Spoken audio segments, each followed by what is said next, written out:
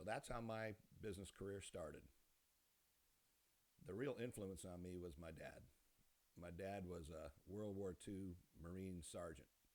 For those of you who know depression babies and know something a little bit about World War II, my dad enlisted right when the war started and headed out to the islands and stayed and fought in the islands throughout the end of the war. In fact, he was training for the invasion of Japan when the war ended. So, ergo, I have a dad.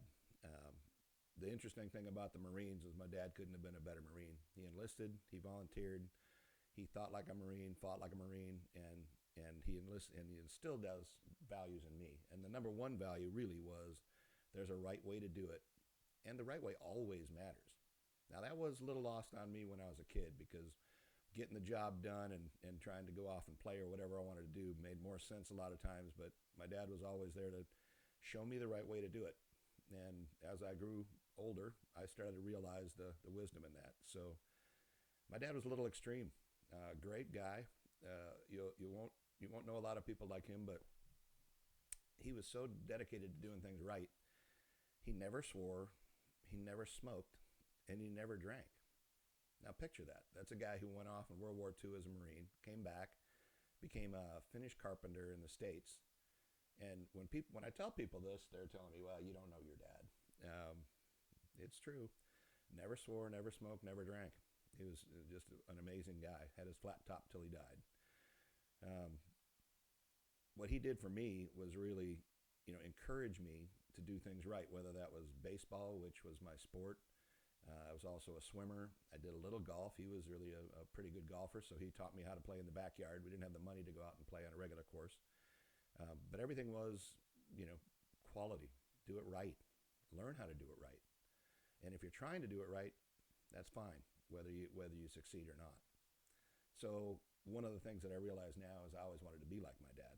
So when I got into high school and was working, still working full time while I was in high school, I didn't have time for sports because I really couldn't afford it. If I was going to have a car and a date, I'd have to work for it. So I did. So I'd play in the summers and I'd play some semi-pro ball and things like that. But ultimately, college was coming up, and one of the few things that my dad absolutely impressed on me was learn all these skills. She showed me how to do all the work on his jobs as a carpenter. He was real proud of them, but he kept telling me all the time, "You got to go to college." We would be the first in the family to go. Me and my brother. My brother's 3 months older. That's another story I'll tell you in a future video. But he always told me I had to go to school. It wasn't because we had the money to go to school. That wasn't part of the equation. It was just that I needed to go to college and, again, be the first Bielats to actually go to college. So I lined up a Marine NROTC scholarship. Can you imagine? Made total sense to me. So at the time, they said, your MOS will be a Harrier pilot. Well, that can't get any cooler. Then I thought, where's the coolest place to go to college? Well, how about University of Colorado Boulder? And I can ski and fly a fighter and be a Marine. Life couldn't have gotten any better. Well, I'm off at Great Lakes Naval Base one time, and the chiefs start challenging me on things. Hey, you took this test, and we really think you ought to be in intelligence. Well, I don't know how that sounds to you if you don't know much about what happens in the military. But at the time, all I wanted to do was fly. I wanted to fly and ski. I thought this was the best setup ever. So I kept pressing them for, am I going to get my MOS or not? Am I going to be able to fly these Harriers, which they're actually fantastic planes. They're called the Harrier, the jump jets. So they're close support for all the Marines. It's one of the few planes in the world that can do what it does. So I was all excited, and they made it pretty clear that it was a chance that I would get to be a Harrier pilot. Came back, asked my dad. I said, "Hey, the chiefs are telling me this." He says, "Well, guess they're not going to let you fly." That's about it. I took that as gospel. My dad said it. So I called up the chief and said, "Can I withdraw from the program?" He said, "Yeah, but you shouldn't," and I left it at that. We'll talk more about that later. They didn't give up on me. I gave up on them for a while. So went off to junior college. Found out I couldn't get into college to the University of Illinois, which is really my goal, because my GPA, which I didn't know what it was when I graduated, that wasn't really part of the equation, wasn't high enough to jump into University of Illinois, which made sense. So then I went down to a junior college, a local junior college, and decided that I should be able to get in if I get good grades there. Well, I kept going down every quarter after quarter, and the dean at the College of Engineering, in fact, mechanical engineering at U of I, kept telling me, no, we don't take people from junior colleges because they don't do well when they get here. I kept asking him, well, if I get A's and I do well, will you let me in?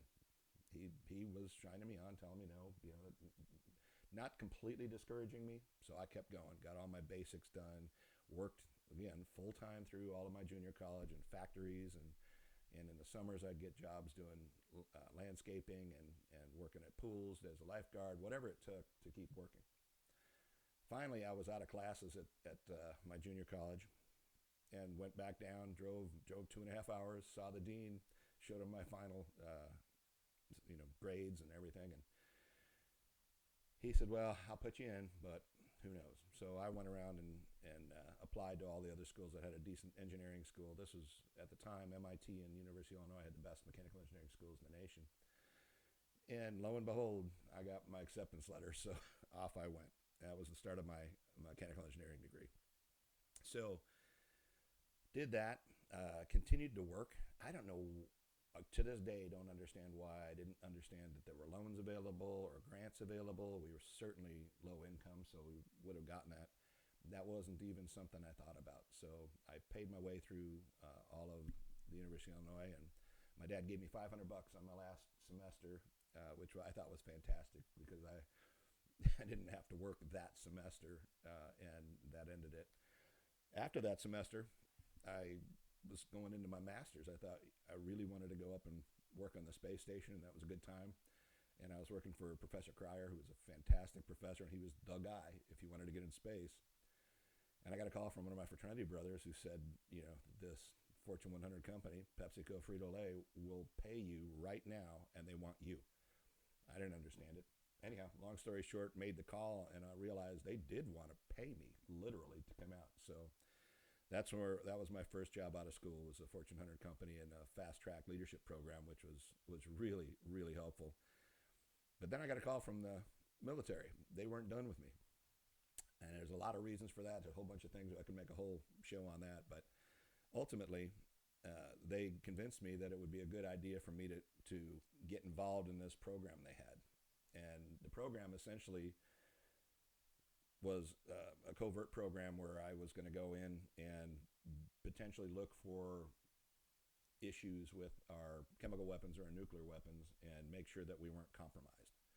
But it was an on-call program, so what I would do is get into an industry, which just so happened to have a nuclear plant up the road. My degree was more than adequate to get me in there, so they planted me up in a nuclear plant, which was legitimate work. I focused on running commercial nuclear power plants and ended up literally helping almost every commercial nuclear power plant in the country with root cause analysis and human performance improvement and literal general management. So I went out and did that. At the same time, I had this program, which was something I couldn't share with anybody, but went off and did a few of these missions. It was fantastic. So it was one of the greatest things I've ever done. If we get to talk in person, I'll explain more because it's now declassified, so I can talk about it at this point. But at any rate, off we went. Started working with the nuclear power plants. Finished my mission. That was a short-term mission. It was only a 2-year program that I could be in. Spent a few more years in nuclear power, and then realized that I really needed to be back more entrepreneurial. I wanted to get into industries that, if I helped them significantly, we and the community made more money, the constituents, and we'll talk about that in the future. But ultimately, went into steel at that point. Cruised up the ranks pretty quickly in that. It was really exciting. I loved steel, giant machinery, great stuff, great for the country, amazing products, technical, fun, really good stuff. So ended up at second command there, was the director of manufacturing, and ended up as the chief operating officer, and was being toyed with as the CEO at a very young age. That was super humbling. I was really proud of it. But this is where Andrew came from, if you will. It wasn't what I wanted to do. I wanted to see how many people I could help Didn't realize this at the time, so this isn't something I was sharing with my wife at the time or my friends. I just realized that I would be limited if all I was doing was helping one company. So I went to my CEO, who was a great guy, ex-Army Ranger, and told him, Joe, I got to go. He says, well, what are you going to do? I said, the same thing I'm doing, but I want to do it for more people. I want to do it wherever I'm needed, and if people don't like me, they can get rid of me. But if they like me, I've got something to offer. So fair enough, he says. Off I went. Didn't have any clients. Spent about a month creating a company called Pilot Advisors. And about a week after I actually formed the company, I got a call from the CEO, and he said, well, what are you charging? And next thing you know, he was my first client. So that was the start of Pilot Advisors. So that's a little introduction of me. I'm Andrew Bielat. I'm the founder and managing partner at Pilot Advisors. When I founded Pilot Advisors, that's literally what our mission was, to find the best practices and for me to find the best practitioners to help clients implement the best practices to become the best possible company they can become. That's how it all started. So literally, my career has been through the Pentagon, nuclear power, heavy manufacturing, tech, chemical weapons. It all comes down to the same thing: is how do people do the best they can with the assets they've got for their customers in their communities.